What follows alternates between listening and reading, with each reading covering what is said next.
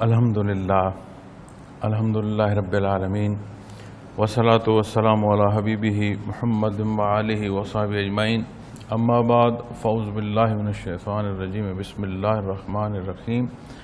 افمن یعلم انما انزل الیک من ربک الحق کمن هو اعمی انما یتذکر اولو الالباب اللہم سبحانک لا علم لنا الا ما علمتنا انک انت العلیم الحکیم مولایا صلی وسلم دائما ابدا علی حبیبک من زانت بہ الاسر. معزز سامعین کرام، السلام علیکم ورحمۃ اللہ. یہ آیہ کریمہ جو تلاوت کرنے کی سعادت نصیب ہوئی ہے، یہ اس جمعہ المبارک جو گزرا ہے اس سے پہلے اس موضوع پر گزارشات پیش کرنے کی سعادت نصیب ہوئی تھی، تو ہماری بات وقت کی قلت کی وجہ سے ادھوری رہ گئی تھی. تو پھر عرض کی تھی کہ بقیہ حصہ جو ہے یہ اگلے جمعہ المبارک پر عرض کروں گا، لیکن جو گزشتہ جمعہ المبارک ہے اس میں ہمارے ملک میں جو احتجاجی پہلو شان رسالت میں گستاخی کے حوالے سے ہے، اور یہ جو گستاخیاں تواتر کے ساتھ ہو رہی ہیں، یہ موضوع تھا، اس پر گزارشات پیش کی. تو یہ آیہ کریمہ میں قرآن کریم ہے، کلام ذاتی ہے، جہاں جس جگہ کی کوئی ذرے کی سمجھ نصیب ہو جائے وہ کمال ہے. تو ہر جگہ کا ایک اپنا حساب ہے. اللہ کریم ہمیں وہ سمجھ عطا فرمائے، اور وہ سمجھ جو ہمیں معمولات زندگی میں اس سمجھ کے تحت اور مطابق لے آئے وہ عطا فرمائے. اس آیہ کریمہ میں اللہ کریم نے ارشاد فرمایا، موازنہ ہے کہ جو حق کو حاصل کر رہا ہے، حق کو سمجھ رہا ہے، جسے حق نصیب ہوا ہے وہ، اور جو حق سے تجاوز میں ہے، اپنی پسند میں ہے، اس کے متعلق فرمایا وہ بھلا وہ شخص یہ جانتا ہے کہ آپ پر جو کچھ آپ کے پروردگار کی طرف سے اتارا گیا حق ہے، وہ شخص کی طرح ہو سکتا ہے جو اندھا ہے. صاحب بصیرت کی بصیرت کو ظاہری بصارت پر بھی فوقیت نصیب ہوتی ہے جب وہ حق کو پہچان لیتا ہے. نظر میں ظاہر میں بندہ دیکھتا ہے، اور اس دیکھنے کو کل دیکھنا نہیں کہا جا سکتا، کیونکہ وہ خصوصی حصے جو تفکر کے ہیں، جو فکر کے ہیں، جو اس مخلوق کو افضل الخلق کرتے ہیں، وہ محض یہ ظاہراً دیکھنا نہیں ہے، وہ بصیرت ہے جو شعور سے بروئے کار لائی جاتی ہے. اور یہ وہ حصہ ہے جہاں ذات کو ہٹانا پڑتا ہے، اور جب تک کوئی اپنی ذات یا انا کو رکھتا ہے تو اس کی صورت اندھے پن کی ہوتی ہے. اور یہ اندھا پن اللہ کریم فرما رہے ہیں کہ جسے اللہ نے یہ توفیق بخشی کہ اس نے نبی کریم صلی اللہ علیہ وسلم کا حکم مانا، جو کچھ آپ پر نازل ہوا اسے حق اور سچ سمجھا، اسے عمل میں لایا، وہ برابر نہیں ہو سکتا اس کے کہ جس نے انکار کیا. اور یہاں انکار کرنے والے کو اور اس انکار کی کیفیت کو اللہ جل شانہ نے اندھا پن ارشاد فرمایا، انما یتذکر اولو الالباب، بے شک نصیحت تو عقل مند لوگ ہی قبول کرتے ہیں. دنیا کے معاملات میں عقل مندی حصول دنیا ہے، اور جب دین اسلام دنیا کی حقیقت بیان فرماتا ہے تو یہ چند لمحوں کی ہے، عارضی ہے، فانی ہے. اور اسی بات کو، اسی حق کو کوئی بھی فرد اپنی زندگی کے حصوں میں دیکھ لے، اپنی زندگی کے ماہ و سال میں دیکھ لے، اپنے گزرتے لمحات میں دیکھ لے، اپنے وجود میں دیکھ لے، اپنی سوچ اور وجودی استعداد میں دیکھ لے، بالتدریج وہ شہادتیں دیے چلے جا رہے ہیں کہ یہ جہان فانی ہے اور اس میں فنا ہے. کل من علیہا فان کی شہادت بندے کا وجود خود اس کو دے رہا ہوتا ہے، حالات اس کو بتا رہے ہوتے ہیں، شب و روز اسے بتا رہے ہوتے ہیں. اور اللہ کریم نے جسے یہ حق نصیب ہوا عقل مند اسے ارشاد فرما. یہ کون سی عقل ہے کہ عارضی طور پر دولت جمع کی گئی جو ہے اسے سمجھ لیا جائے کہ یہ ہمیشہ کی کامیابی ہے، یا دار دنیا کی کوئی قوت اور طاقت ہے اسے سمجھ لیا جائے،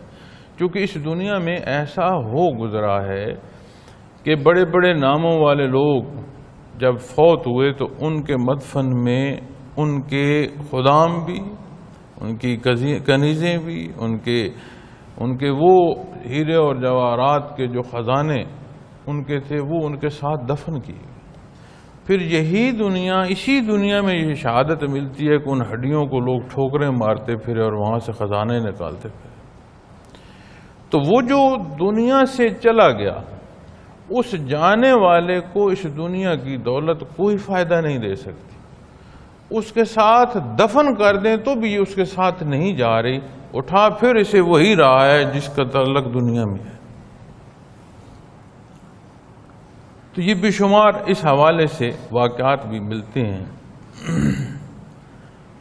تو اللہ رب العالمین وہ حقیقی کیفیت عطا فرمائیں جو اس چیز کو سمجھ دے، جو یہ اجاگر اور واضح کرتا رہے ہمہ وقت کہ حقیقی کامیابی یا عقل مندی وہ ہے جو نبی کریم صلی اللہ علیہ وسلم نے ارشاد فرمائی ہے۔ وہ حصے ہیں جو ابدالآباد زندگی سے واقفیت کا اللہ کریم نے ذریعے فرمائے ہیں۔ تو یہاں انہی آیات تک آ کر ہمارا جمعہ کا بیان تھا، غالباً شاید اگلی آیت بھی اس میں شامل تھی، لیکن اس پورے رکوع مبارک کو دیکھیں تو یہ بہت خوبصورت پہلو ہیں اور اس بات کو بہت واضح کرتے ہیں کہ عقل مندی ہے کیا، وہ کون سے اوصاف ہیں جو عقل مند میں ہوں تو اسے اللہ جل شانہ کرم سے نوازتے ہیں اور سبب بنتا ہے قرب الہی کا۔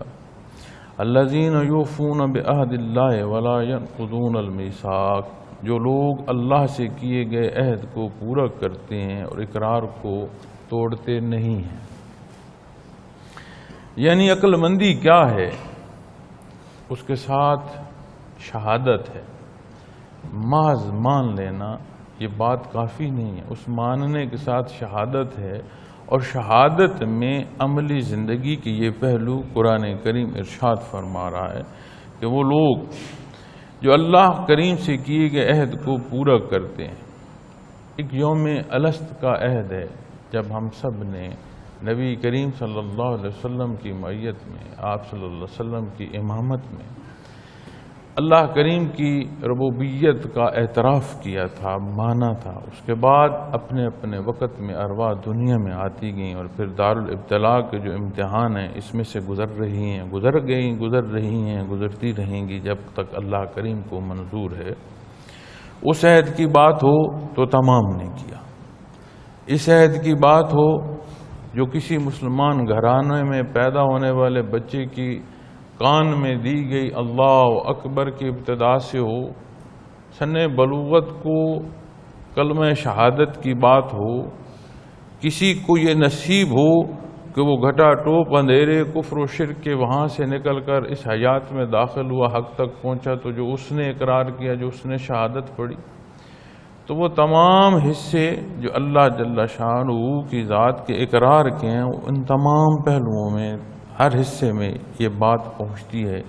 فرمایا جو اس عہد کو پورا کرتے ہیں، یعنی ایفائے عہد جو بندہ اللہ سے کر رہا ہے اس کا پورا کرنا عقل مند کا جو پہلا قدم ہے وہ یہ ہے۔ چونکہ کوئی بات بھی، کسی پہلو کا بھی جو انحصار ہوگا اس کا پیمانہ ابتداً ہی یہ ہوگا کہ جو کہہ رہا ہے اس پر اس کا اپنا کتنا عمل ہے۔ جس بات کا اس نے عہد کیا ہے اس عہد کو ایفا کتنا کر رہا ہے، چاہے جائے کہ آج کے جیسے حالات ہمارے ہیں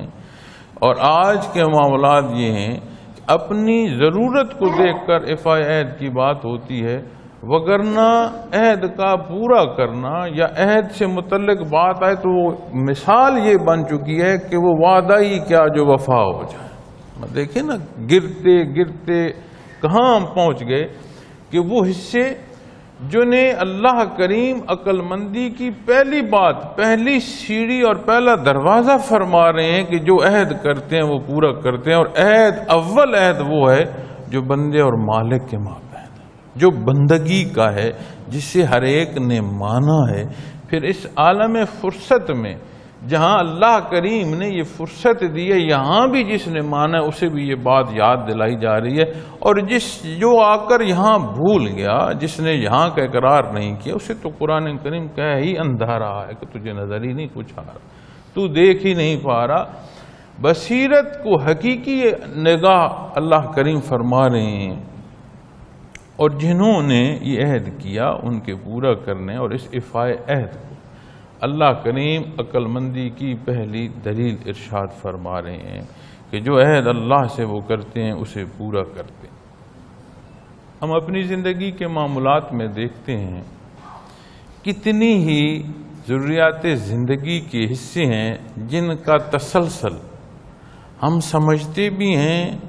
ہمیں اس کے لیے کوشش بھی کرنی پڑتی ہے، مشکل سے گزرنا پڑتا ہے، لیکن اس تسلسل کو ہم قائم رکھتے ہیں۔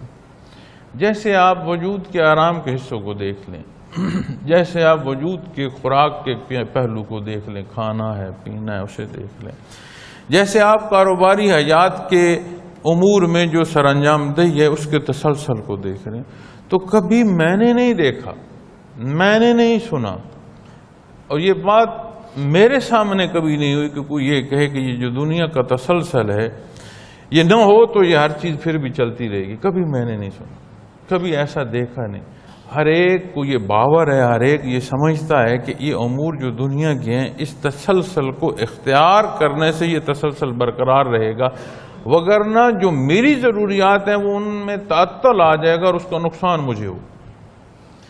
دین کی طرف جب بات آتی ہے تو یہاں کیوں یہ سمجھ لیا جاتا ہے کہ میں از خود نماز پڑھوں، میں از خود روزہ رکھوں، میرا از خود دل کرے کہ میں باوضو ہوں، میں با نماز ہوں، میں از خود حق کی طرف جاؤں، حق بولوں، حق کا کام جو ہے اسے اختیار، یہ از خود ہو، مجھے نہ کرنا پڑے۔ اور ایسی صورت بھی میں نے دیکھی کہ اللہ سیکھنے کے لیے بھی افراد کے اندر جو خیال ہے وہ زبان تک ان الفاظ میں آیا کہ جی مجھے بلاوا تو آئے تو پھر میں اللہ سیکھوں، کہ کتنا فاصلہ ہے۔ اور یہ وہ دھندلاٹ ہے جو بصارت کے سامنے ہے، جو دیکھ نہیں پا رہے، یہ وہ ہے۔ اللہ کریم کی طرف جانا ابتدا ہی اس کی ہے کہ جسے اللہ کریم وہ توفیق عطا فرمائے کہ اس کے اندر طلب پیدا ہو۔ اب کوئی یہ کہے کہ جسے طالب جسے کہنا ہے وہ کہے کہ طلب بھی وہ دے جس کی طلب میں نے میرے اندر ہونی ہے، طلب بھی وہ سبب کرے، مجھے وہ بلائے تو میں جاؤں۔ تو آپ خیال کریں کہ ان فکروں میں، ان الفاظ میں، ان کیفیات میں کبر ہے، مقابلہ ہے کہ میں کوئی عام ہوں، کوئی ایسے چل پڑوں، اور میاں تو میرے پاس نہیں آ رہا، نہ میرا تیرے پاس جانے کی بات ہے۔ یہ بات اس حضوری کی ہے جو حق کی طرف پہنچنے پر نصیب ہوگی، اس حصے کی ہے جسے اللہ رب العالمین عقل مندی فرما رہے ہیں۔ تو جب امور دنیا میں یہ بات سمجھ ہے کہ تسلسل درکار ہے چیزوں کو پورا کرنے کے لیے، تو پھر یہ جو امتحان دنیا میں اپنی زندگی میں اللہ کریم نے نبی کریم صلی اللہ علیہ وسلم کے اتباع کا ارشاد فرمایا، یہاں آ کر ہم کیوں یہ سمجھ لیں کہ کوئی بلائے تو جاؤں، دل چاہا تو کروں، فارغ ہوا تو اسے اختیار کروں گا، تو سمجھ آتی ہے کہ یہ کتنا بڑا دھوکہ ہے جو ہمارا نفس ہمیں کو دیا جا رہا ہے، یا اور کتنی بڑی شیطنت ہے کہ جس میں ہم غرق ہوتے چلے جا رہے ہیں۔ باقی سارے امور کی سمجھ ہے اور دین کی طرف بات آ جائے تو یہاں سمجھ نہیں۔ تو جو حصہ جہاں مقرر فرمایا گیا ہے عبادات میں، فرائض کے حصے جہاں ہیں، فرائض کی ادائیگی کی جو صورت ہے، فرض کی جو وقت ہے، وہ سارا اس تسلسل میں جہاں تک بیان ہے اس کے تحت اختیار کرنا پڑتا ہے، تو وہ کیفیت رہتی ہے۔ پھر عبادات جو ہیں ہماری ضرورت ہے، عبادات سے اندر اللہ کوئی تعمیرات نہیں ہونی کہ آخرت میں جب ہم جائیں گے جو کچھ ہم عبادات کر رہے ہیں اس سے اللہ کے ہاں کوئی چیز تعمیر ہو رہی ہے اور وہاں کی ضروریات پوری ہو رہی ہے۔ ہماری ضرورت ہے، جیسے ہم کھانا کھاتے ہیں تو اس کی قوت جو ہمارے وجود میں ملتی ہے، اس قوت کو مزید بروئے کار لا کر ہم اپنی ہی افادیت کے سامان کر رہے ہوتے ہیں، اپنی خواہشات کی تکمیل کا سبب وہ قوت بن رہی ہوتی ہے جو خوراک سے حاصل کی۔ یہ وہ حصے عبادات کے جو بندے کو اور بندگی نصیب کرتے ہیں، بندے کو اور اپنی حیثیت سے آشنائی دیتے ہیں، بندہ اس کبر سے نکلتا ہے اور جو کچھ ہے وہ اللہ کی ذات میں مانتا ہے، اور اپنے آپ کو اپنی مرضی سے جو انصاف ہے اس کے ترازو پر نہیں رکھتا، جو حقیقی انصاف کا ترازو ہے اس پر اپنے آپ کو تولتا ہے، اور جب وہاں بات آتی ہے تو بات پھر تول کی رہتی ہی کوئی نہیں ہے، سمجھ آ جاتی ہے کہ جو کچھ ہے اللہ کی ذات ہے، میں کچھ نہیں۔ تو فرمایا تو جو اللہ کریم سے عہد کو پورا کرتے ہیں، اور یہ عہد کا پورا کرنا اس شب و روز میں لمحے لمحے میں ہمارے سامنے سوال کے طور پر آتا ہے۔ وقت نماز کا ہے، خیال آتا ہے تھوڑی دیر میں پڑھ لیتا ہوں، ابھی مصروف ہوں، اس مصروفیت سے نکل لوں پھر نماز کی ادائیگی کر لوں۔ موقع آتا ہے، خیال آیا کہ تلاوت کر لوں، ابھی تھوڑا فارغ نہیں ہوں، فارغ ہو کر پھر تلاوت کروں۔ عمومی حصے سے لے کر فرائض کی ادائیگی تک تعطل آ جاتا ہے، خواہشات کی نظر ہو جاتا ہے، معاملاتی دنیا کی نظر ہو جاتا ہے، اور اللہ کریم عقل مندی کی جو صورت بیان فرما رہے ہیں وہ یہ کہ ہر وہ حصہ جو اللہ کی طرف قرب کا سبب ہے، ہر وہ بات جسے نبی کریم صلی اللہ علیہ وسلم نے فرمایا ہے، اس کو اختیار کرنا عقل مندی ہے، اور یہ وہ حقیقت ہے جو اس دنیا سے بالا انسان کو شعوری طور پر پہنچا دیتی ہے، وگرنہ ظاہری طور پر بڑا عقل مند سمجھا جانے والا، بڑا صاحب استطاعت اور صاحب طاقت سمجھنے والا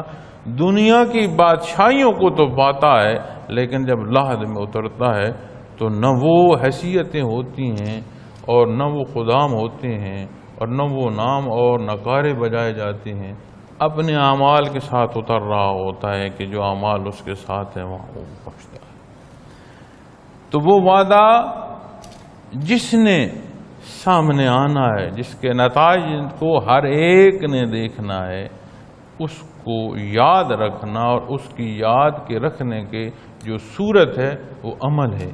جو شہادت ہے وہ عمل ہے، اس صورت میں رکھنا یہ ضروری ہے، اور یہی عقل مندی ہے، کیونکہ یہ فانی جہان ہے، ہماری اپنی، جیسے میں نے عرض کرا ہے کہ ہماری اپنی زندگی اس کی فانی ہونے کا اور اپنا وجود اس کے فانی ہونے کی شہادتیں دے رہا ہے، تو یہ کیسی عقل مندی ہے کہ جہاں عبدالآباد زندگی کے جو حصے ہیں انہیں بندہ چھوڑ دے، اور وہ بات جہاں مسافر کی کیفیت ہے اور راہ میں بیٹھ جائے اور منزل کو نہ پہنچے، یہ کیسی عقل مندی ہے؟ تو حقیقی عقل مندی یہی ہے کہ بندہ اس بات کو دیکھے جس کے نشاندہی نبی کریم صلی اللہ علیہ وسلم نے فرما دی ہے۔ والذین یصلون ما امر اللہ بہ ان یوصل ویخشون ربهم ویخافون سوء الحساب۔ پھر آگے فرمایا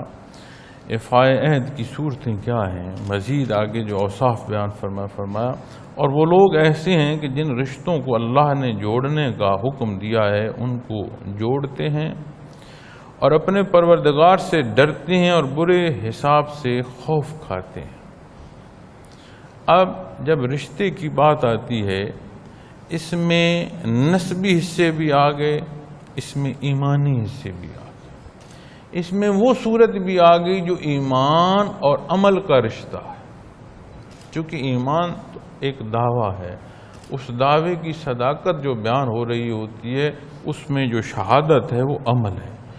تو جہاں رشتے نسبی کی بات آئی اس میں بھی حدود و قیود بیان فرما دی گئی ہیں، اور جہاں وہ رشتہ جو ایمانی ہے اس کی بھی صورتیں بیان فرما دی گئی ہیں، اور یہ حصہ جو آمنو کے ساتھ عمل و صالحات کے تحت منسلک ہوتا ہے، اس رشتے کو بھی بڑا واضح بیان فرما دیا گیا، اور جو بیان فرمایا گیا یہ محض ارشادات میں نہیں ہے، عملی طور پر اختیار کیا گیا، اور عملی طور پر اختیار کرنے کی دو صورتیں، ایک وہ صورت جو ذاتی طور پر نبی کریم صلی اللہ علیہ وسلم نے اختیار فرمایا، پھر اس کی وہ صورت جو روبرو تربیت فرمائی، ایک ایک حصے کی صحابہ کرام رضوان اللہ علیہم اجمعین کی ہستیوں کو تربیت فرمائی، تصحیح فرمائے گی، پھر اجماع سبب ہے ہم تک بھی پہنچانے کا اور جو ہم سے بعد آئیں گے ان تک بھی پہنچانے کا۔ اور یہ رشتوں کی جب بات آتی ہے تو یہاں پھر حقوق و فرائض کی بھی بات آ جائے گی، یہاں ہماری پسند و ناپسند کی نہیں، حقوق و فرائض کی بات آتی ہے۔ اور حقوق و فرائض انسانی زندگی میں وہ حصہ ہیں جو اس حیات کو ایک برابری اور ایک مساوات کی صورت دیتے ہیں، اور وہ معاشرہ پنپتا ہے اس سے جس میں اعتدال ہوتا ہے، اور وہ اعتدال انسانی معاشرے کو خوشی کا سبب بنتا ہے، ایک دوسرے کی مددگاری کا سبب بنتا ہے، ایک دوسرے کے لحاظ کا سبب بنتا ہے۔ اور جب رشتوں کی بات آئے گی تو جو نسبی رشتہ ہے اس کی بڑی اہمیت ہے، لیکن دین اسلام میں اس کی حیثیت بالکل ختم ہو جاتی ہے اگر ایمانی رشتے سے اسے تجاوز دیا جائے۔ اگر ایمانی رشتہ نہ ہو تو پھر نسبی رشتے کی حیثیت دین اسلام میں نہیں رہتی۔ حضرت نوح علیہ السلام کی کشتی پر آپ کا بیٹا نہیں بیٹھا، تو جب آپ نے دعا کی کہ بار اللہ بیٹا ہے تو اللہ کریم نے اشارہ کشتی والوں کی طرف فرمایا کہ آپ کی اولاد کی صورت وہاں ہے، وہاں نہیں، اس لیے کہ اس نے ایمانی تعلق چھوڑ دیا۔ یہی صورت جب نبی کریم صلی اللہ علیہ وسلم کے زمانے مبارک میں خانوادہ رسول اور آپ صلی اللہ علیہ وسلم کے عزیزداری میں ملتی ہے تو وہ رشتے بہت مقدم ہوئے اور سید کے القاب انہیں فرمائے گئے جنہیں نسبی رشتے بھی نصیب ہوئے، اور عظمتیں وہ جو اللہ جل شانہ نے ان کے متعلق کتنے حصے قرآن کریم میں بیان فرما دیے۔ لیکن اس نسبی رشتے میں جہاں ایمانی تعلق کو چھوڑا گیا، پھر قرآن کریم کے جو الفاظ ہیں وہ بڑے سخت ہیں، تبت یدا ابی لہب وتب۔ اب نسبی رشتہ تو ہے، ایمانی نہیں۔ جب ایمانی نہیں ہے تو پھر تجاوز دوسری طرف اتنا زیادہ گیا کہ پھر اللہ جل شانہ نے جو ارشاد فرمایا اس کی شہادت قرآن کریم دے رہا۔ ہمارے حفاظ، ہمارے ائمہ روز تلاوت کرتے ہیں، اور ہم اس قرآن کریم کے تراجم میں اور تفاسیر میں ان حصوں کو روز پڑھتے اور سنتے ہیں۔ تو یہاں کیا ہے؟ یہی صورت ہے کہ جو تعلق ایمانی ہے وہ ضرورت ہے، وہ اولیت رکھتا ہے نسبی تعلق پر۔ تو یہاں اس آیہ کریمہ سے جو سمجھ آتی ہے وہ یہ کہ جس طرح کا یا جو رشتہ ہے اس کا وہ پہلو جو اللہ اور اس کے حبیب نے بیان فرمایا ہے، عقل مند وہ ہے جو ان کے سارے حقوق و فرائض کے حصوں کو سلامت رکھے۔ اور جب انہیں سلامت رکھا جاتا ہے تو پھر یہ جو بات کی جاتی ہے نا حقوق العباد، حقوق العباد کی ادائیگی کی صورت پھر بندے کے معاملات میں نظر آتی ہے، اور یہ وہ حصے ہیں جنہیں اللہ کریم عقل مندی بیان فرما رہے ہیں، جن پر اللہ کریم راضی ہوتے ہیں، یہ اس کی رضا کو پانے کے رستے ہیں، اور اس عہد کو پورا کرتے ہیں اور توڑتے نہیں۔ جو بات میں کر رہا تھا نا تواتر کی، کہ مسلسل اختیار کیا جاتا ہے، اور اسلام میں عمومی طور پر جو نفلی حصے بھی اختیار کیے جاتے ہیں عبادت کے، اس میں بھی، اور آپ اگر غور کریں تو آپ کو ذکر کے حوالے سے بھی جو بات تربیت میں بتائی جاتی ہے وہ یہ ہے کہ ایک وقت مقرر کیا جائے ذکر کا، اور اس وقت کے مطابق کوشش کی جائے کہ روز ذکر کی ادائیگی ہو، پھر ذکر کرنے کے طریقے میں جس طاقت سے ابتدا کی ہے وہ کوشش کریں کہ آخر تک اسی طاقت کے ساتھ نبھائیں۔ اتنا وقت مقرر کریں جس سے مسلسل روزانہ کی بنیاد پر اختیار کر سکیں، اور اتنی طاقت پہلے لطیفے سے ابتدا پر صرف کریں جس تک دوبارہ واپس پہلے لطیفے تک آنے تک لطائف میں وہی قوت ہو۔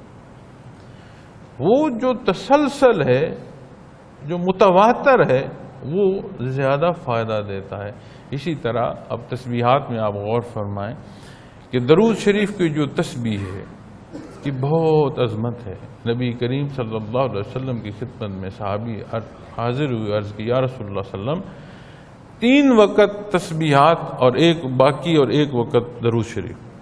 اور آپ صلی اللہ علیہ وسلم نے فرمایا بہت اچھا ہے، اگر اسے بڑھا لیں تو اور اچھا. اور یہی سوال اور یہی جواب کی عطا کل وقت تک گئی تو آپ صلی اللہ علیہ وسلم نے فرمایا دنیا و آخرت میں تمہارا سب سے فائدے کا سبب ہے. اب درود شریف کی جب پڑھنے کی بات آتی ہے اور اسے مقرر کرنے کی بات آتی ہے یا روزانہ کی بنیاد پر جب درود شریف کی بات آتی ہے تو جو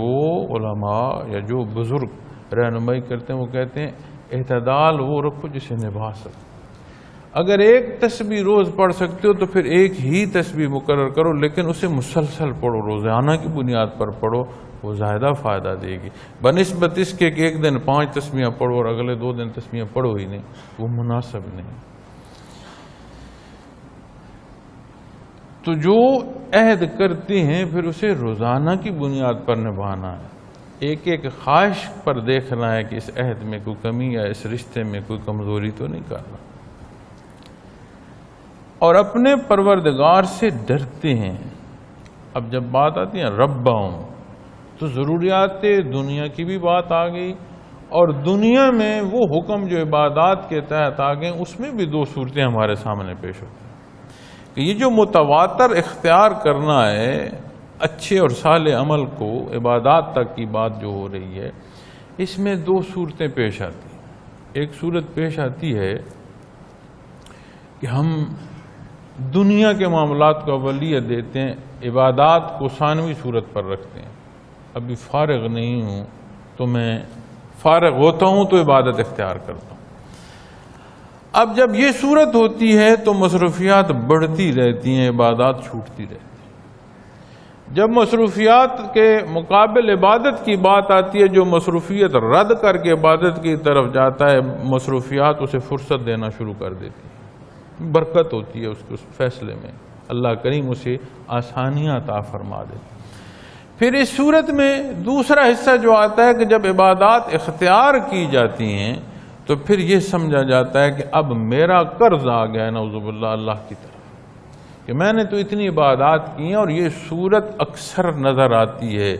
بیان میں بھی اکثر نظر آتی ہے، اور اگر ٹٹولیں تو شاید ہمارے کونے خدرے جو قلوب کے ان میں یہ کہیں نظر آ جائے. اللہ معاف فرمائے ایسا صورت نہ ہو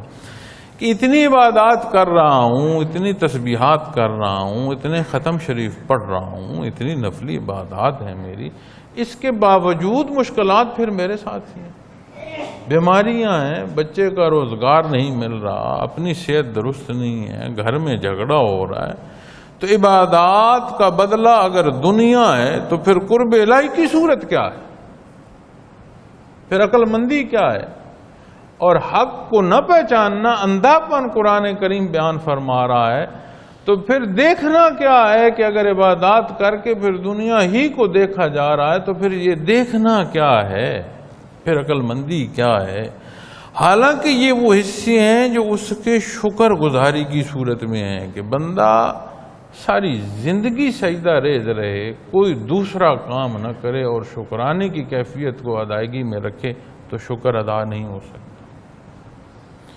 اور ہم کہتے ہیں میری صحت. اب بھائی میری صحت کی بات تو بعد میں آئے گی، تیرا وجود کہاں تھا؟ تیرے وجود کا مالک کون ہے؟ جو تو کھا رہا ہے وہ کس کا دیا کھا رہا ہے؟ اور جن دانتوں سے اور جن ہاتھوں سے نوالے اٹھا رہا ہے اور جن دانتوں سے چبا رہا ہے وہ کس کے ہیں؟ جس پیٹ کے لیے تو بھاگ رہا ہے اس پہ وہ پیٹ کس کا دیا ہوا؟ تو آپ ہر صورت کو دیکھتے ہیں تو ہمارا ہے کیا؟ تو ہمارے ذمے ایک ہی بات آتی ہے کہ اللہ کا شکر ادا کیا جائے. اور جب اس مالک کے کل کائنات کا شکر ادا کیا جائے تو وہ مسبب الاسباب ہیں. اور جب اسباب کے پیچھے بھاگا جائے تو مسبب الاسباب کا تعلق بعید ہو جائے تو پھر اسباب بھی ہاتھ نہیں آتے.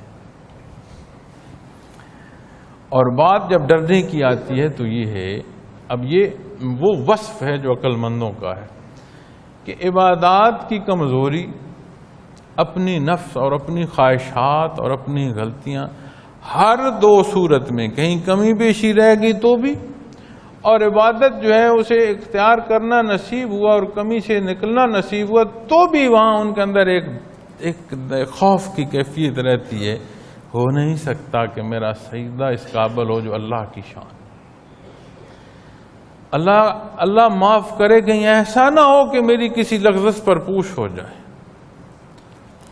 ایک واقعہ یاد آتا ہے حضرت قاضی صاحب کا، حضرت جی رحمۃ اللہ تعالیٰ علیہ سناتے تھے کہ بڑے حضرت جی کے ساتھ تراگنگ کے مضافات میں کسی ساتھی کے گھر ٹھہرے ہوئے تھے، تو وہاں پر گاؤں سے کوئی اسی گاؤں کا آبادی کا کوئی بندہ آیا اور حضرت سے عرض کی کہ حضرت جو میری بھینس ہے وہ دودھ نہیں دیتی۔ تو بڑے حضرت جی رحمۃ اللہ تعالیٰ علیہ نے قاضی صاحب کو کہا قاضی صاحب جائیں دم کرائیں۔ تھوڑی دیر بعد قاضی صاحب آ گئے، پھر انہوں نے بتایا جی کہ بھینس دودھ دینا شروع ہوگی۔ تو ایسے قاضی صاحب سے حضرت جی نے پوچھا قاضی صاحب سنائیں، کہا حضرت گیا تھا، کیا کیا ہے؟ حضرت میں گیا تھا تو دم کیا کیا؟ ان کا حضرت میں نے بھینس کے کان میں کہا کہ ان کا دیا کھاتی اور ان کو دودھ نہیں دیتی، تو اللہ کو کیا جواب دو؟ تو کہتے ہیں پھر میں بھاگ آیا۔ تو بھاگ کیوں آئے؟ ان کا اس لیے بھاگ آیا کہ وہ مجھ سے پوچھ لے گی کہ تو اللہ کا شکرانہ کتنا ادا کر رہا ہے، تو میں کیا جواب دوں؟ تو آپ زندگی کا جو پہلو اور جو صورت لے لیں، اگر یہ حقیقت سمجھ آ جائے کہ اللہ جل شانہ کی ذات خالق ہے اور میں مخلوق، وہ عبادت کے لائق ہے اور یہ اس کا کرم ہے کہ مجھے رکوع سجود کی توفیق دے دے، تو یہ بہت فاصلہ ہے۔ بندہ شکرانے کی کیفیت سے نکل ہی نہیں سکتا، چاہے جائے کہ وہ اس بات پر پہنچے میں نے تو اتنی عبادات کر لی ہیں اور اللہ معاف کرے ہم نے کتابچے بنائے ہوں، اتنی تسبیحات ہیں میری، اتنی نوافل ہیں میرے، اتنے قدم اللہ کی راہ میں دین کے لیے میں نے اٹھائے، اس ہونے کو ہی اس کے بدلے میں رکھ کر دیکھ لو، اگر یہ قیمت یہیں نہ برابر سے تجاوز پہ چلی جائے تو بتانا۔ تو تھے تو کچھ عمل کیا نا، جس عمل کے لیے طاقت استعمال کی کس کا دیا کھا رہے ہو، جس وجود کے حصے سے عمل کر رہے ہو، جس قدم سے چل رہے ہو، جس زبان سے بول رہے ہو، جس آنکھ سے دیکھ رہے ہو، جس کان سے سن رہے ہو، کس کا ہے؟ یہ ہے کیا ہمارا؟ تو جب بات آتی ہے نا کہ وہ اپنے پروردگار سے ڈرتے ہیں تو سمجھ آتی ہے کہ اپنی حیثیت کا ادراک رہتا ہے ہر لمحے انہیں کہ ہم کچھ نہیں، سجدہ ریز ہوتے ہیں تو بھی شکرانے کے لیے ہوتے ہیں، اور دار دنیا کا حصہ کو طلب کرتے ہیں یا کوئی ضرورت پیش آتی ہے تو بھی اللہ جل شانہ کو ہی دیکھتے ہیں، اور یہ صورت ان کے ساتھ جب رہتی ہے، یہ کیفیت جب ان کے ساتھ رہتی ہے تو یہ وہ نشانی ہے جو دنیا کی زندگی میں عقل مندی ہے، کہ اپنی کمائیگی کا احساس ہو، برابری کی ضرورت نہیں ہے، سوچنے کی ضرورت نہیں ہے۔ تو عبادات کی کمی بیشی پر بھی تکلیف میں ہے، اور عبادات کی ادائیگی میں بھی اپنی کمی اور کمزوری کا ادراک ہے، اور ہمہ وقت ہے چونکہ اس قابل سجدہ نہیں ہے جو اللہ کی شان ہے،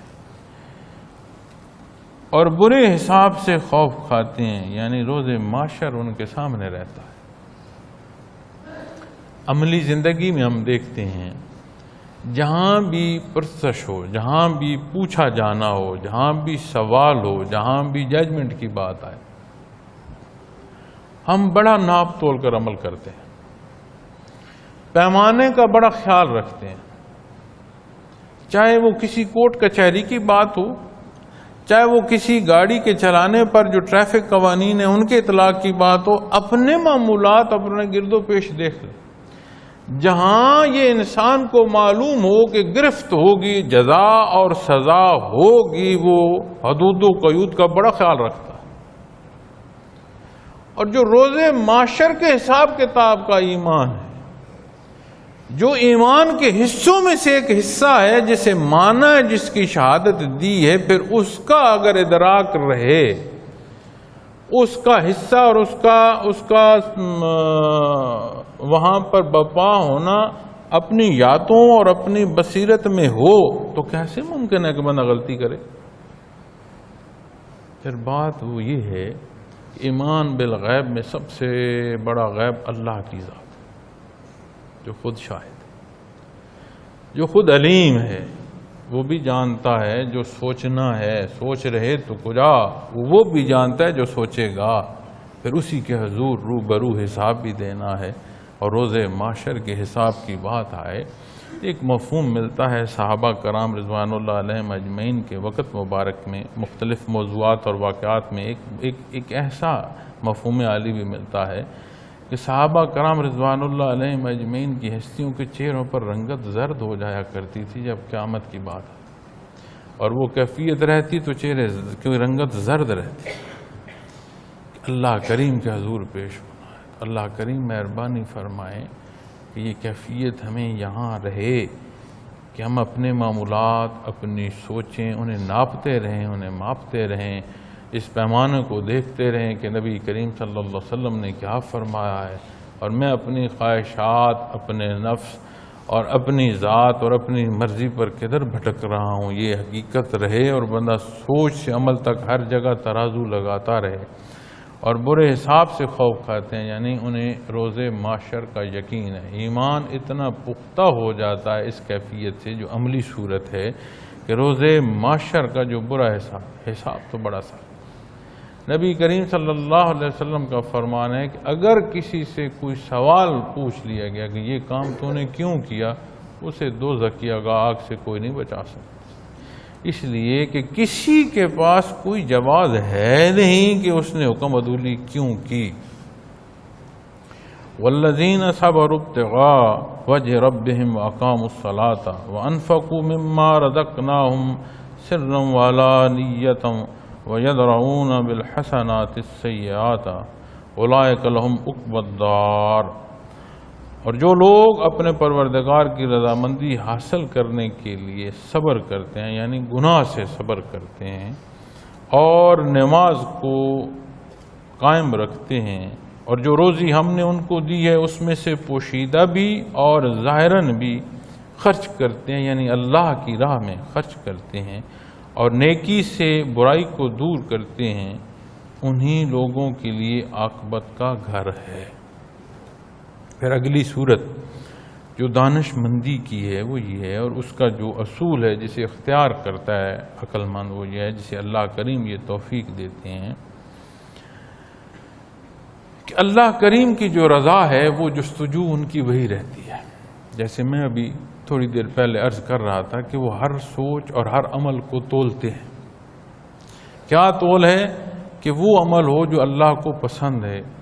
وہ عمل نہ اختیار کروں جو اللہ کو ناپسند ہے۔ پھر یہ قرب کی صورت ہے، بندگی کی ایک کیفیت ہے، جب مزید ترقی نصیب ہوتی ہے تو پھر عمل سے پہلے وہ سوچ پر چلا جاتا ہے کہ اس سوچ کو ہی رد کر دوں جو غلط عمل کی ہے، وہاں وہ نیتوں پر پھر دیکھنا شروع کر دیتا ہے، جس سے متعلق نبی کریم صلی اللہ علیہ وسلم نے فرمایا کہ اعمال کا جو دار و مدار ہے وہ نیتوں پر ہے۔ ظاہراً کیا صورت ہے، لیکن وہ قادر مطلق کی ذات علیم ہے، وہ تو جانتا ہے کہ نیا خانہ دل میں یہ کیا سوچ رہا ہے جس پر یہ عمل کر رہا ہے۔ ظاہراً لوگ کہہ سکتے ہیں بڑا نیکوکار ہے، اللہ معاف فرمائے، شاید میں سجدے میں یہ سوچ رہا ہوں کہ میرے جیسا سجدہ دینے والوں کو، اور کوئی جانے نہ جانے اللہ رب العالمین کی ذات تو جانتی ہے۔ تو جو لوگ اللہ جل شانہ کی رضامندی کو چلتے ہیں اور ڈھونڈتے ہیں، وہ کیا کرتے ہیں؟ صبر کرتے ہیں۔ اب صبر کی صورت پر جب ہم آتے ہیں تو ہم یہ سمجھتے ہیں کہ کوئی نقصان ہو اور اس پر نہ رویا جائے تو یہی صبر کی صورت ہے۔ بہت قریبی عزیز فوت ہو گیا تو آنکھوں سے آنسو تک نہیں آئے گی، بڑا صابر ہے، نہیں۔ حقیقت جو صبر کی ہے وہ یہ ہے کہ اپنے آپ کو ارشادات محمد رسول اللہ صلی اللہ علیہ وسلم پر پوری قوت سے روک لیا جائے اور وہاں مستقل ہوا جائے، وہ وقتی صورت نہیں۔ صابر کی صورت یہ ہے کہ وہ نہ صرف اپنے آپ کو پابند کرے شریعت محمدی صلی اللہ علیہ وسلم پر، بلکہ جب تک فرصت ہے اس دنیا میں اپنے آپ کو وہاں روک کے رکھے،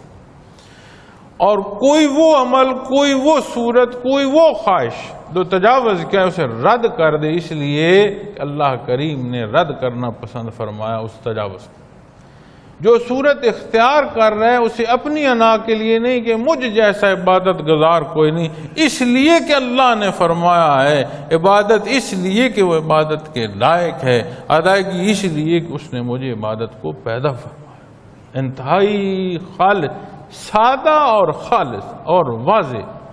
صورت نصیب ہو جاتی ہے تو اسے صبر کہتے ہیں۔ حضرت جی رحمۃ اللہ تعالی علیہ صبر کی جب تفسیر فرماتے ہیں تو اس میں وہ لکھتے ہیں جیسے سر پٹ دوڑتا گھوڑا جو ہے اسے لگام کھینچ کر پوری قوت سے ایک جگہ روک دیا جائے، اپنے آپ کو اس طرح دین اسلام پر پابند کر لیا جائے، تو وہ فرماتے ہیں یہ صبر ہے۔ بے شک اس کی صورت نقصان کی صورت میں سامنے آئے کوئی، تو وہاں پر اس نے جو صابر ہے اس نے کیا اختیار کیا، کس طرح وہ اس تکلیف سے گزرا، وہ ساری صورتیں ہیں، لیکن حتمی طور پر اسی کو ہی صبر کہہ دینا یہ درست نہیں ہے۔ وہ صبر کا حصہ تو کچھ ہو سکتا ہے، حقیقی صبر جو ہے وہ ہے کہ بندہ اپنی خواہشات کو رد کر دے اور جو کچھ اللہ نے پسند فرمایا اس پر اپنے آپ کو اس طرح روک لے کہ دوسرا خیال تک گزرے نہیں، اس خیال کو بھی رد کرتا رہے، اور نماز کو قائم رکھے۔ اب نماز کی قائم کرنے کی جو صورت آتی ہے اس میں نماز کی ادائیگی بھی آ جاتی ہے، اور قائم رکھنے کی جو صورت ہے اس میں عبادات کا اس طرح اختیار کرنا کہ اس کی صورت قائم ہوتی جائے، جہاں یعنی وہ عبادت کی جا رہی ہے وہاں وہ کیفیت ہو، وہ مضبوطی ہو ایمان کی، اور وہ انداز اور وہ پہلو ہو کہ گرد و پیش بھی عبادت قائم ہونا شروع ہو جائے۔ ایک صورت یہ ہے کہ ہم دیکھتے ہیں کنکھی سے کہ کوئی دیکھ نہیں رہا تو میں اپنے دفتر میں کہیں آرام سے نماز پڑھ لوں، وہ مجھے مذاق نہ کرے۔ ایک صورت ہے کہ بندہ پوری ایمانداری سے اپنا کام ایسا کر رہا ہے جیسا کوئی نہیں کر رہا، اور جب اذان ہوتی ہے تو اپنی نماز کے لیے ڈٹ کر کھڑا ہوتا ہے اور پورے اعتماد کے ساتھ نماز ادا کرتا ہے۔ اب جو معذرت خانہ دین پر عمل کر رہا ہے اسے دیکھ کر شرمندگی محسوس کریں گے، اور جو اپنا کام ذمہ داری دنیا کی بھی پوری مستقل مزاجی اور اعلیٰ حصوں پر ادا کر کے پورے بھروسے اور پورے اعتبار کے ساتھ اللہ کا حضور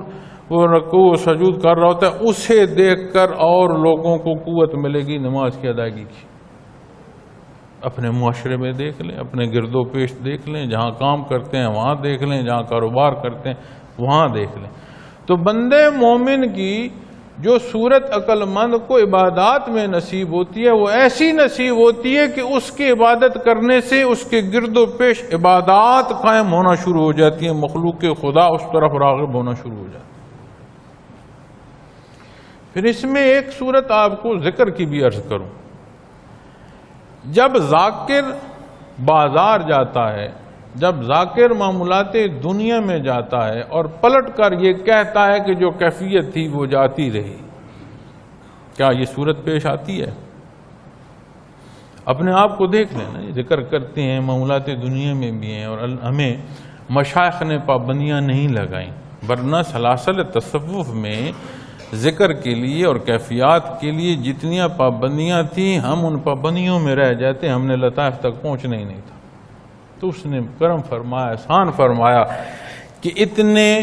مضبوط اور راسخ کیفیات کے حامل مشائخ عطا فرمائے، ہم جیسے کمزوروں اور دنیا داروں کو بھی وہ لطائف و مراقبات سے آشنا کر گئے اور توجہ دے۔ لیکن اگر آپ ایک صورت دیکھیں اپنے معاملات میں، جب معاملات دنیا میں جاتے ہیں تو پلٹتے ہیں تو پکڑ کر اپنے آپ کو بٹھانا پڑتا ہے کہ ذکر کرو، ایسا ہوتا ہے۔ اور اگر دوسری صورت دیکھنی ہو تو مضبوط اور متواتر ذکر کریں، جس محفل میں جاؤ گے اس محفل کے لوگ تم سے دین سیکھنا اور پوچھنا شروع کر دیں۔ یہ وہ صورت آئے گی جو عبادات کی قائم کرنے کی ہے۔ اب جب ہم محنت نہیں کر رہے ہوتے، ہمارے لطائف راسخ نہیں ہوتے، منازل مضبوط نہیں ہوتی، تو جب دنیا کے معمولات میں جاتے ہیں تو وہ اثرات ہم پر حاوی ہوتے ہیں، اور نام اللہ کا ہو اور اس کی حاصل جو کیفیات ہوں اس پر کوئی اور کیفیت حاوی ہو تو اس کا مطلب ہے جو اللہ کا نام لے رہے ہیں اس کے لینے میں کمزوری ہے، نام تو اللہ رب العالمین کا۔ اگر وہ مضبوط لیا گیا ہو، متواتر لیا گیا ہو اور اس کا تکرار نصیب ہو تو وہ اسے آگ میں بٹھا کر لو، وہ آگ کو ٹھنڈا کر دے۔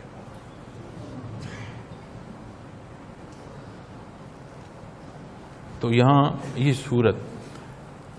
کہ اللہ کریم یہ توفیق دے کہ جب ایمان کے یہ صورتیں اور حصے نصیب ہوں، پھر عبادات میں یہ کیفیت نصیب ہو کہ وہ راسخ اور مضبوط ہوں، تاکہ جیسے اللہ کریم نشانیاں فرما رہے ہیں،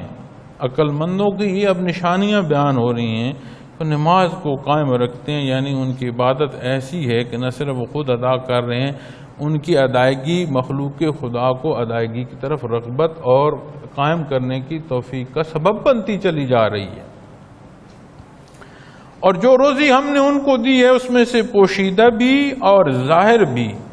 اللہ کی راہ میں خرچ کرتے ہیں۔ اب جب یہ بات آتی ہے نا کہ نفاق کی بات، نفاق فی سبیل اللہ کی بات آتی ہے، تو اس میں مختلف صورتیں سامنے آ جاتی ہیں۔ عموماً یہ سمجھا جاتا ہے کہ یہ شاید مخاطب انہیں کیا جا رہا ہے جو صاحب ثروت لوگ ہیں، جن کے پاس دولت ہے، ان سے بات ہو رہی ہے۔ ہر بندے کو اللہ کریم نے کسی نہ کسی صورت میں کچھ نہ کچھ عطا فرمایا ہوا ہے۔ ہر ایک کے پاس ایک بادشاہی ہے، کتنی ہے، کس درجے کی ہے، یہ ایک الگ بات ہے، اس پر بات ہو سکتی ہے، لیکن اس کا اختیار ہے کہیں نہ کہیں۔ جہاں اس کا اختیار ہے وہاں اس اختیار کو کیسے بروئے کار لا رہا ہے۔ جب نفاق کی بات، نفاق فی سبیل اللہ کی بات، انفاق فی سبیل اللہ کی بات آئے گی تو بات صرف پیسے کی نہیں آئے گی۔ کسی کو اللہ رب العالمین نے عقل و دانش دی ہے تو اس کی زبان سے جو ادائیگی ہے وہ کیا ہو رہی ہے۔ کس کو وجود کی طاقت دی ہے تو اپنے وجود کو جو بروئے کار لا رہا ہے وہ کس طرح لا رہا ہے۔ پھر جب بات آتی ہے نا جو کچھ اللہ نے دیا ہے اس میں سے خرچ کرتے ہیں، تو استعداد کس کی دی ہوئی ہے؟ یہ تو اللہ کی ہے۔ تو استعداد کی جو صورت ہے، عقل مندی کی بات ہے یا وجود کی طاقت کی بات ہے، آواز کی بات ہے یا نظر کی بات ہے، تو ہر حصے کو اس طرح اس کا استعمال کرنا کہ اس سے مخلوق کو فائدہ ہو اور وہ اپنے حصے کا کردار ادا کرتا چلا جائے، اس میں ظاہراً بھی ہے اور پوشیدہ بھی ہے۔ اور بے شک اس کی وہ صورت تو ہے ہی کہ اللہ کی راہ میں جو خرچ کرنا ہے، تو ظاہراً بھی جو خرچ کر رہا ہو اس سے مقصد اس کی اپنی انا نہ ہو۔ تو یعنی اگر ظاہراً کسی نے دیکھ لیا یا کہیں برسر بزم کسی کی کوئی مدد کر دی گئی تو یہ ناجائز نہیں ہے، لیکن اس کے پیچھے جو نیت ہے اسے ضرور دیکھنا چاہیے۔ اور پوشیدہ بھی اگر کوئی نہیں بھی دیکھ رہا، حالانکہ اس پوشیدگی میں اللہ کی ذات تو دیکھ رہی ہے، ہر دو صورت میں دیکھ رہی ہے۔ آپ مخلوق میں بیٹھے کچھ کسی کو دے رہے ہیں تو بھی دیکھ رہا ہے، آپ سب سے چھپ کر دے رہے ہیں تو بھی وہ دیکھ رہا ہے۔ اللہ کی راہ میں خرچ کرتے ہیں، اور یہاں جب خرچ کرنا سالک کی طرف آئے گا نا، تو سالک کا خرچ کرنا یہ ہے، میں اکثر ساتھیوں کو یہ کہتا ہوں، میں کہتا ہوں آپ لطائف اور مراقبات کی بات کر رہے ہیں، اپنے اسباق کی بات کر رہے ہیں، یہ کیسے پائے؟ مشائخ کا تذکرہ کر، میں کہا مشائخ تک پہنچے کیسے؟ کہیں نہ کہیں کسی نہ کسی صورت میں کسی فرد کی بات کر دیتے ہیں کہ جی کہیں بیان تھا، وہاں مجھے فلاں دوست نے دعوت دی، یا جس نے پروگرام کیا اس کا جاننے والا تھا، یا میں نے پڑھا، کسی پڑھائی کی بات کر لیں گے، کسی سننے کی بات کر لیں گے، کسی کے لے آنے کی بات کریں گے۔ تو میں ان سے عرض کرتا ہوں آپ کے لیے کوئی سبب بنا تو آپ نہیں کسی کے لیے سبب بننا چاہو گے؟ تو یہ سیکھنا سکھانے کے لیے بھی ہے، یہ حاصل کرنا بانٹنے کے لیے بھی ہے۔ اور یاد رکھیے گا یہ وہ دولت ہے، کیفیات قلبی وہ دولت ہے، جتنی بانٹو اس سے کئی گنا زیادہ بڑھتی ہے۔ مجھے یاد ہے بڑے حضرت جی رحمۃ اللہ تعالی علیہ کی حیات مبارکہ مجھے یاد ہے، آپ کے روبرو بیٹھنا مجھے یاد ہے۔ آپ کا آنا، آپ کے پاس پیش ہونے کے لیے، آپ کے گھر مبارک میں جانا، آپ کا ہمارے غریب خانے پر تشریف لانا، بے شمار صورتیں مجھے یاد ہیں۔ پھر ہوش سنبھالا تو حضرت جی کے ساتھ زندگی گزاری، اور جب دنیا سے حضرت جی نے پردہ فرمایا تو میں دروازے کے سامنے دست بستہ کھڑا تھا۔ ذکر زیادہ کیا، ذکر کم کیا،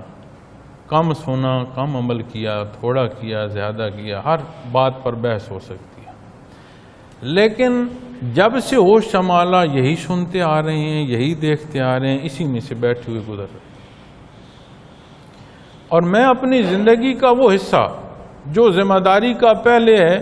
اور جو حصہ میری زندگی میں ذمہ داری کے بعد کا ہے، جہاں ترویج کی بات آئی، ترویج سلسلہ کی بات ہے، میں اگر دونوں کو الگ کر لوں تو پہلا حصہ جو ہے میں 2 مشائخ کے قدموں میں بیٹھا رہا ہوں، پھر دوسرے حصے میں بڑے حضرت جی رحمۃ اللہ تعالی علیہ کا وصال ہو گیا، اور میرا وقت حضرت جی کی ذات کے ساتھ کم گزرا۔ یہاں ہوں تو پاس گزرے نا جی، اگر حضرت جی باہر بیٹھے ہیں تو میں دفتر میں ہوں، حضرت جی اگر اندر بیٹھے ہیں تو میں باہر دورے پر ہوں، تو میں چاہ کر بھی اپنے شیخ کے ساتھ جو وقت گزارنا چاہتا تھا میں نہیں گزار سکتا تھا، اور مجھے اس کی تکلیف ہوتی، آج بھی ہوتی، کہ جو میں چاہتا تھا جیسے پاس بیٹھنا میں نہیں بیٹھ سکتا۔ اب اس کے سامنے میری خواہش یا ضرورت نہیں تھی، وہ حکم تھا جو شیخ ہی کا تھا، تو میرے لیے مقدم تھا۔ آپ یقین مانیں میں اپنے روحانی سفر کا، میں یہ نہیں کہہ رہا کہ میرے جانے کیا مراقبات، تھوڑے ہیں زیادہ ہیں جو بھی ہیں، میں نہیں موازنہ کر سکتا اس وقت سے جو میں ساتھ بیٹھا رہا اور جو میں تعمیل حکم کے لیے میدان میں چلا گیا، جو اس میں مجھے نصیب ہوا، میں دونوں کا موازنہ ہی نہیں کر سکتا۔ تو میاں اگر آپ کو پہنچانے کا کوئی سبب بنا ہے تو اللہ کی مخلوق ہے، اسے بڑی پیاری ہے، کسی کو پہنچانے کا سبب بن کر تو دیکھو، اس راہ اور اس دولت میں جس کو حاصل کرنے کے لیے لگے ہو، پھر اس کے اضافے دیکھنا کتنا اللہ اس میں عطا فرماتے ہیں، اور پھر یہ صدقہ جاریہ ہے۔ اگر یہ بنیاد اس محراب میں بڑے حضرت رحمۃ اللہ تعالی علیہ نے رکھی ہے تو جو رکوع سجود ہو رہے ہیں وہ اس بنیاد کے بعد ہو رہے ہیں کہ نہیں ہو رہے؟ کسی کے سینے کو سینچا ہے اللہ اللہ سے، تو جہاں تک وہ پکار اللہ اللہ کی جا رہی ہے، بات اس بنیاد کی طرف جائے گی کہ نہیں جائے گی؟ تو یہ صدقہ جاریہ ہے، یہ پودے لگا جاؤ، کام آئیں گے۔ وقت ایسا ہوگا کہ یہ وقت بڑا پیارا لگے گا کہ یا اللہ تیرا شکر ہے تو نے مجھے توفیق دی تھی کہ تیرے نام کو عام کرنے میں مجھ گناہگار کی بھی رکاوٹ شامل ہو۔ تو جب بات یہاں تقسیم کی آئے گی اور اللہ کی عطا کی آئے گی تو ان کیفیات کی جو بات کرتے ہو، یہ جو کیفیات رسالت سے منسلک ہونے کی بات کرتے ہو، اس کی نزاکت تو دیکھو۔ اس منسلک ہونے میں پتہ کیا ہے؟ ہم جیسے گناہگار اپنے قلوب لیے کھڑے ہیں، جب جانتے ہو کہاں منسلک ہونے کی بات ہو رہی ہے؟ قلب اثر محمد الرسول اللہ صلی اللہ علیہ وسلم کی بات ہو رہی ہے۔ ادھر سوچو تو صحیح کہاں کی بات ہو رہی ہے۔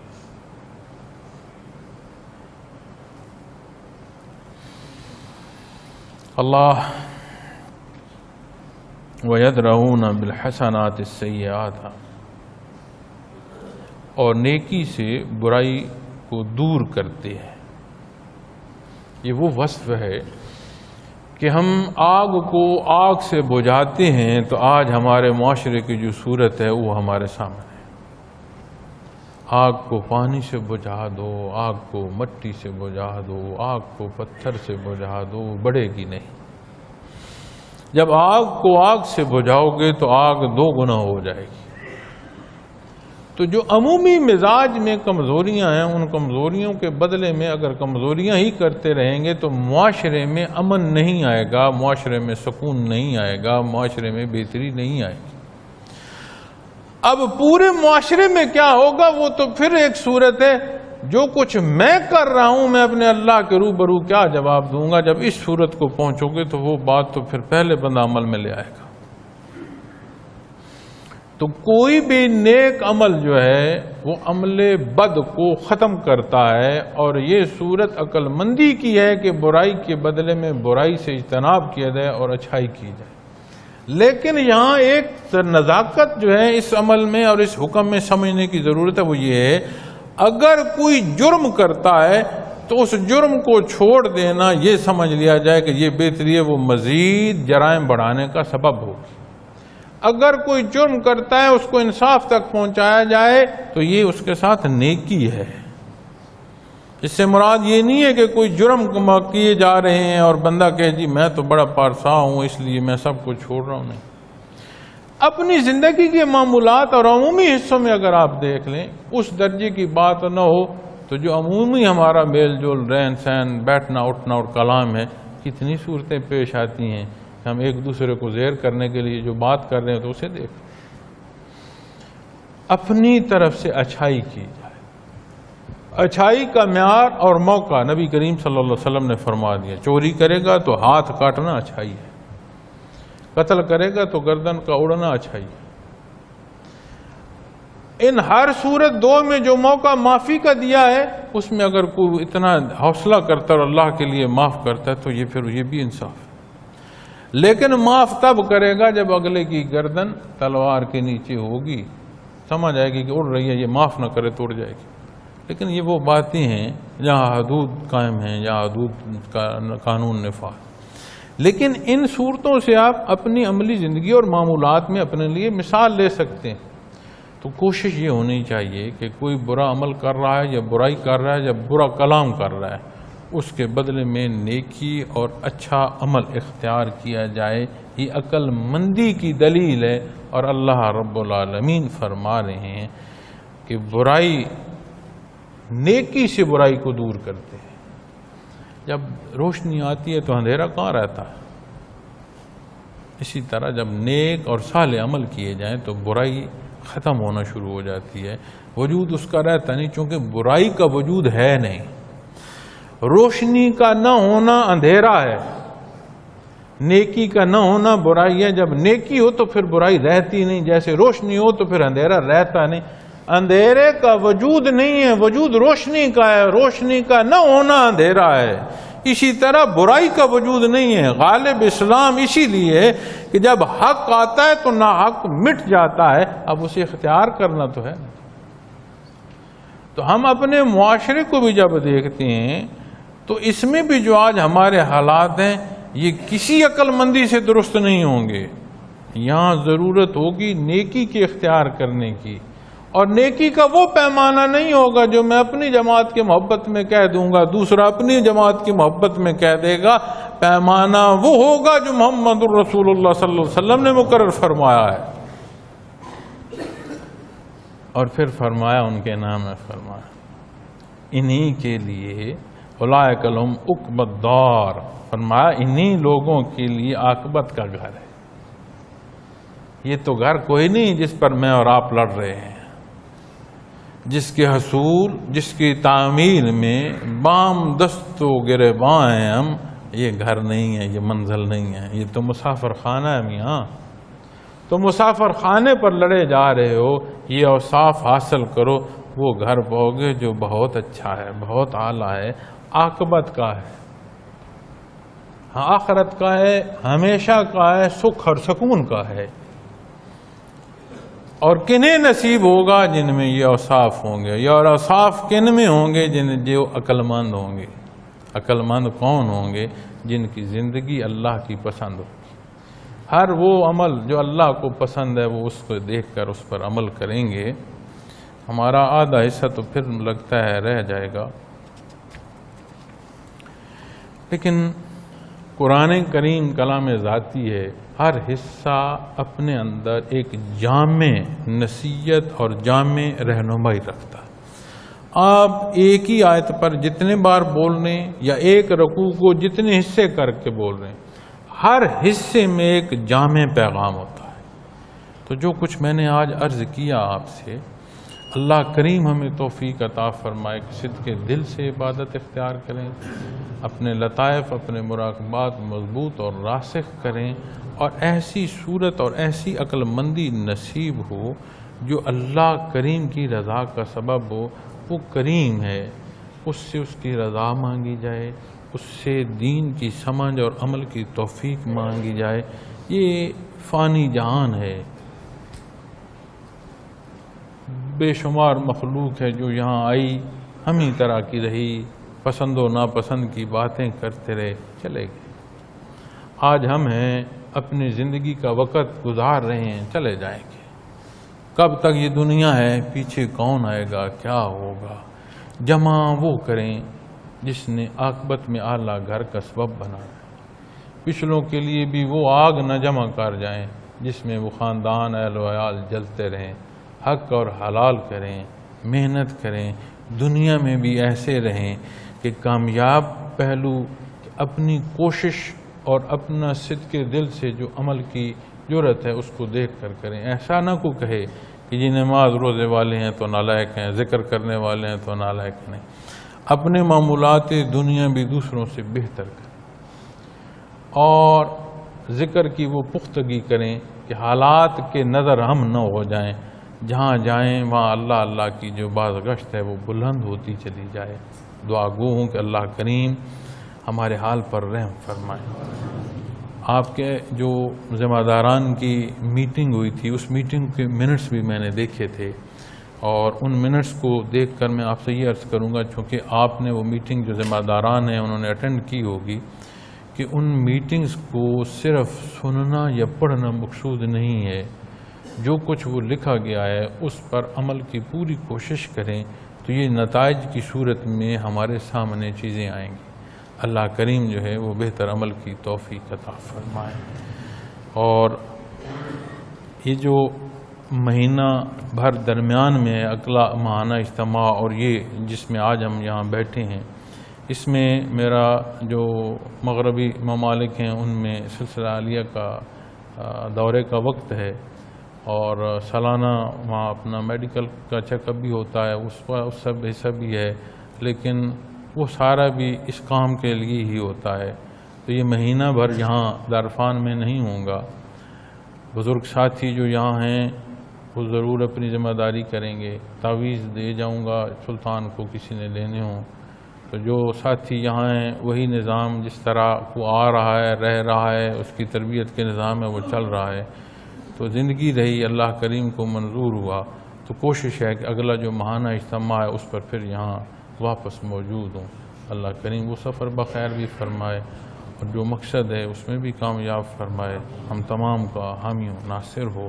وآخر دعوانا الحمدللہ رب العالمین۔